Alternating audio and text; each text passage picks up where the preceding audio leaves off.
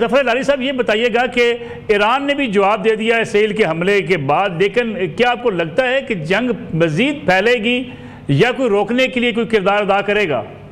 यार, जब तक हर किस्म का सिस्टम जो है, इंफ्रास्ट्रक्चर जो है न्यूक्लियर इनरिचमेंट का खत्म नहीं हुआ, इन्होंने जंग शुरू इसलिए तो नहीं किया है कि जल्दी से खत्म कर देने के लिए। इन्होंने शुरू किया है जंग जितना उनके आज सलाहियत है उसको तबाह करने के लिए। अगर वो 2 हफ्ते 3 हफ्ते 1-2 महीने लगे हैं, वो चलते रहेंगे। They have to finish. उनका काम यही है कि उनके न्यूक्लियर फैसिलिटीज को खत्म करें। तो ईरान की कैपेसिटी को आप हलारी साहब कैसे देखते हैं? यार, आज पूरा दिन गुजर गया है, कोई जवाबी कार्रवाई तो नहीं हुई है। जो उन्होंने वो ड्रोन्स भेजे थे वो तो कहते हैं वो पता नहीं 1-2 भी नहीं पहुंचे हैं, या क्या जो कुछ पता नहीं चलता है उसका क्या हुआ। इजरायली कहते हैं कि हमने सबको खत्म कर दिया। तो आज उन्होंने बड़ा जोर तन के कहा है कि हमारा जवाब ऐसे होगा और वैसे होगा। तो ठहरे जवाब के लिए। अगर उनका जवाब अच्छा हो तो फिर हर इम्कान है कि ये जो है ये खत्म हो, जल्दी खत्म हो। इसलिए फिर इजराइल को कैजुअल्टीज बर्दाश्त करना मुश्किल हो जाएगा। मगर अगर इनफेक्टिव हो तो ये इजराइल ले जाएगा। मैं तो कह रहा था पहले कि इजराइल का इरादा ये है कि डी इंडस्ट्रियलाइज करना इनको। इसका मतलब है कि ना सिर्फ न्यूक्लियर मगर इनका जो इंडस्ट्रियल स्ट्रक्चर है उसको खत्म करना। पुल, ब्रिज, ये सब चीज हो सकता है अगर इजराइल के पास कोई और तरीका है ही नहीं।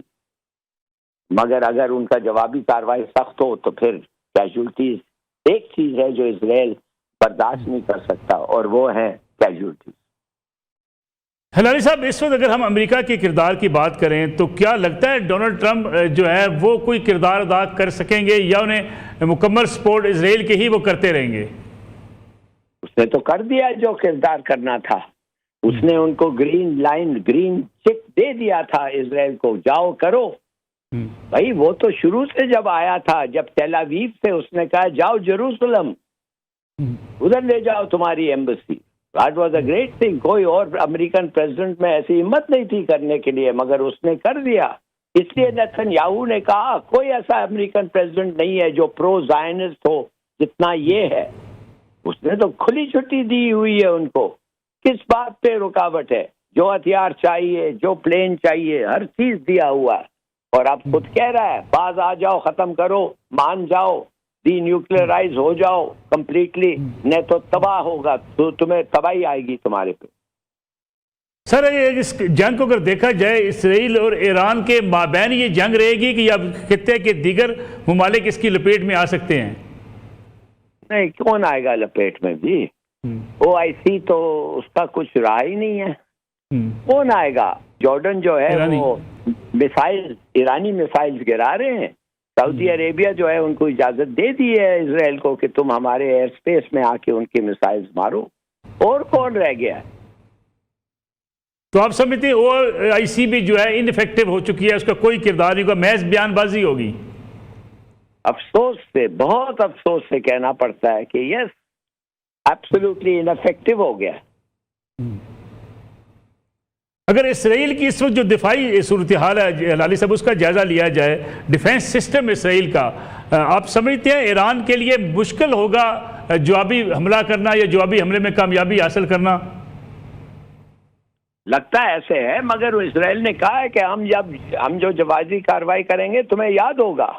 बल्कि उन्होंने कह दिया है कि हम ये जंग तुमने शुरू किया है, याद रखो। ये सब धमकियां जो है, ऐसा लगता है कि उनके पास कोई ऐसा एक जवाब है जो बड़ा डिसाइसिव होगा। तो अगर वो है तो बड़ी अच्छी बात है। और जी हलारी साहब, अमेरिकी प्रेसिडेंट डोनाल्ड ट्रंप कहते हैं कि जो बहादुरी की जो बातें करते थे वो तो सब मारे जा चुके, अब जो बाकी बच गए हैं वो मुज़ाकरात की टेबल पर आ जाएं। क्या आपको लगता है कि ये बहुत बड़ा नुकसान ईरान का हुआ है, बड़ी सीनियर लीडरशिप का इस तरीके से जो है वो टारगेट हो जाना? देखिए, ये तो बात मानना पड़ेगा कि जो मुल्क अपने टॉप लीडर्स को बचा नहीं सकता तो वो मुल्क को ज्यादा इफेक्टिवली तो लोग, उसके अपने लोग कहते हैं कि हमारे लीडर्स इतने आराम से मारे गए हैं तो फिर क्या रह गया? तो ये तो है, मगर बड़े ईरान एक दिलेर मुल्क है, लीडरशिप दिलेर है, कुर्बानी देते हैं। देखें, इंशाल्लाह दुआ करें कि उसका जो इम्पैक्ट है वो इतना नहीं होता है। लीडरशिप की बहादुरी के साथ साथ दिफाई जो कैपेसिटी है, और ख़ास तौर पे अगर आप हम मिलिट्री की बात करें, आपकी जो फौजी जंगी जो आपकी कैपेसिटी है उसको सामने नहीं रखा जाता हिलाली साहब? रखा जाता है यार।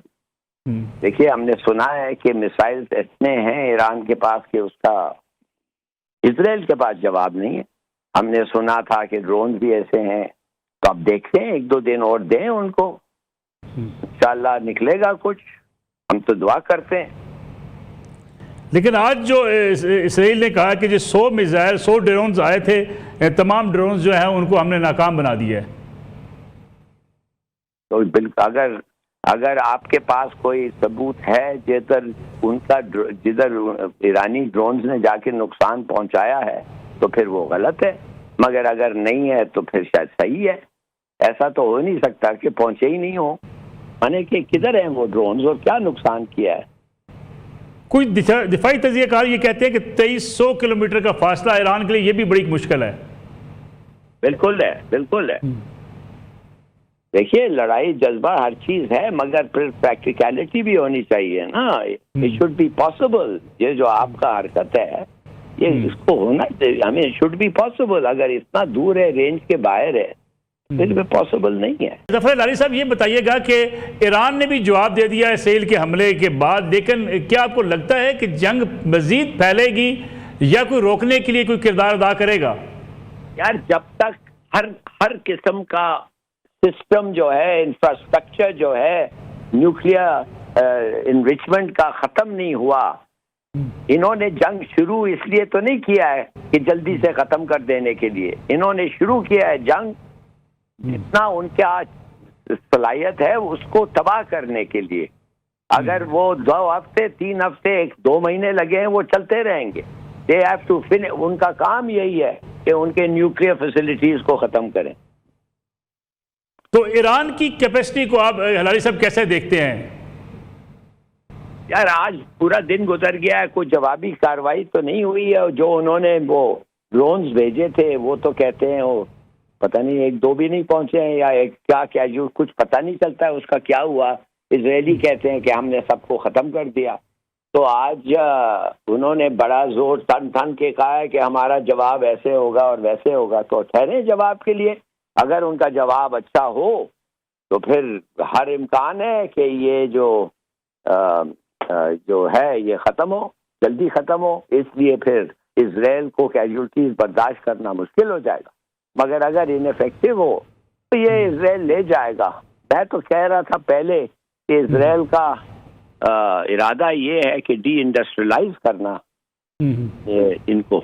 इसका मतलब है कि ना सिर्फ न्यूक्लियर मगर इनका जो इंडस्ट्रियल स्ट्रक्चर है उसको ख़त्म करना।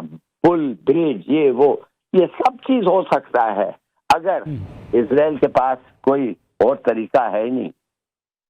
मगर अगर उनका जवाबी कार्रवाई सख्त हो तो फिर कैजुअल्टीज एक चीज़ है जो इजराइल बर्दाश्त नहीं कर सकता और वो है कैजुअल्टीज। हिलाली साहब, इस वक्त अगर हम अमेरिका के किरदार की बात करें तो क्या लगता है डोनाल्ड ट्रंप जो है वो कोई किरदार अदा कर सकेंगे या उन्हें मुकम्मल सपोर्ट इजराइल के ही वो करते रहेंगे? उसने तो कर दिया जो किरदार करना था। उसने उनको ग्रीन चिक दे दिया था इजराइल को, जाओ करो। भाई वो तो शुरू से जब आया था, जब तेल अवीव से उसने कहा जाओ जेरूसलम, उधर ले जाओ तुम्हारी embassy. That was a great thing। कोई और अमेरिकन प्रेसिडेंट में ऐसी हिम्मत नहीं थी करने के लिए, मगर उसने कर दिया। इसलिए नेतन्याहू ने कहा कोई ऐसा अमेरिकन प्रेसिडेंट नहीं है जो प्रो ज़ायनिस्ट हो जितना ये है। उसने तो खुली छुट्टी दी हुई है उनको। किस बात पे रुकावट है? जो हथियार चाहिए, जो प्लेन चाहिए, हर चीज दिया हुआ है। और अब खुद कह रहा है बाज आ जाओ, खत्म करो, मान जाओ, डी न्यूक्लियराइज हो जाओ कंप्लीटली, नहीं तो तबाह होगा, तो तुम्हें तबाही आएगी तुम्हारे पे। सर, इस जंग को अगर देखा जाए इसराइल और ईरान के माबैन ये जंग रहेगी कि अब खित्ते के दीगर ममालिक इसकी लपेट में आ सकते हैं? नहीं, कौन आएगा लपेट में जी? OIC तो उसका कुछ रहा ही नहीं है। कौन आएगा? जॉर्डन जो है वो मिसाइल, ईरानी मिसाइल्स गिरा रहे हैं। सऊदी अरेबिया जो है उनको इजाजत दे दी है इजराइल को कि तुम हमारे एयर स्पेस में आके उनके मिसाइल्स मारो। और कौन रह गया है? तो आप समझते हैं OIC भी जो है इनफेक्टिव हो चुकी है, उसका कोई किरदार नहीं होगा, महज बयानबाजी होगी? अफसोस से, बहुत अफसोस से कहना पड़ता है कि यस, एब्सोल्युटली इनफेक्टिव हो गया। अगर इसराइल की इस वक्त जो दिफाई सूरत हाल है लाली साहब, उसका जायजा लिया जाए, डिफेंस सिस्टम इसराइल का, आप समझते हैं ईरान के लिए मुश्किल होगा जवाबी हमला करना या जवाबी हमले में कामयाबी हासिल करना? लगता है ऐसे है, मगर इसराइल ने कहा है कि हम जो जवाबी कार्रवाई करेंगे तुम्हें याद होगा। बल्कि उन्होंने कह दिया है कि हम ये जंग तुमने शुरू किया है, याद रखो। ये सब धमकियां जो है, ऐसा लगता है कि उनके पास कोई ऐसा एक जवाब है जो बड़ा डिसाइसिव होगा। तो अगर वो है तो बड़ी अच्छी बात है। और जी हिलारी साहब, अमेरिकी प्रेसिडेंट डोनाल्ड ट्रंप कहते हैं कि जो बहादुरी की जो बातें करते थे वो तो सब मारे जा चुके, अब जो बाकी बच गए हैं वो मुज़ाकरात की टेबल पर आ जाएं। क्या आपको लगता है कि ये बहुत बड़ा नुकसान ईरान का हुआ है, बड़ी सीनियर लीडरशिप का इस तरीके से जो है वो टारगेट हो जाना? देखिए, ये तो बात मानना पड़ेगा कि जो मुल्क अपने टॉप लीडर्स को बचा नहीं सकता तो वो मुल्क को ज्यादा इफेक्टिवली, तो लोग उसके अपने लोग कहते हैं कि हमारे लीडर्स इतने आराम से मारे गए हैं तो फिर क्या रह गया। तो ये तो है, मगर बड़े ईरान एक दिलेर मुल्क है, लीडरशिप दिलेर है, कुर्बानी देते हैं। देखें, इंशाल्लाह दुआ करें कि उसका जो इम्पैक्ट है वो इतना नहीं होता है। लीडरशिप की बहादुरी के साथ साथ दिफाई जो कैपेसिटी है, और ख़ास तौर पे अगर आप हम मिलिट्री की बात करें, आपकी जो फौजी जंगी जो आपकी कैपेसिटी है उसको सामने नहीं रखा जाता हिलाली साहब? तो रखा जाता है यार। देखिए, हमने सुना है कि मिसाइल्स इतने हैं ईरान के पास कि उसका इजराइल के पास जवाब नहीं है। हमने सुना था कि ड्रोन भी ऐसे हैं। तो अब देखते हैं, 1-2 दिन और दें उनको, इंशाल्लाह निकलेगा कुछ। हम तो दुआ करते हैं। लेकिन आज जो इसराइल ने कहा कि जो 100 मिसाइल 100 ड्रोन्स आए थे, तमाम ड्रोन्स जो है उनको हमने नाकाम बना दिया है। तो बिल्कुल, अगर आपके पास कोई सबूत है जिधर ईरानी ड्रोन्स ने जाके नुकसान पहुंचाया है तो फिर वो गलत है, मगर अगर नहीं है तो फिर शायद सही है। ऐसा तो हो नहीं सकता कि पहुंचे ही नहीं हो, माने कि किधर हैं वो ड्रोन्स और क्या नुकसान किया है। कुछ दिफाई तजियाकार ये कहते हैं कि 2300 किलोमीटर का फासला ईरान के लिए ये भी बड़ी मुश्किल है। बिल्कुल है, बिल्कुल है। देखिए, लड़ाई जज्बा हर चीज है, मगर फिर प्रैक्टिकलिटी भी होनी चाहिए ना। It should be possible. ये जो आपका हरकत है ये इसको होना चाहिए, हमें शुड बी पॉसिबल। अगर इतना दूर है, रेंज के बाहर है, फिर भी पॉसिबल नहीं है।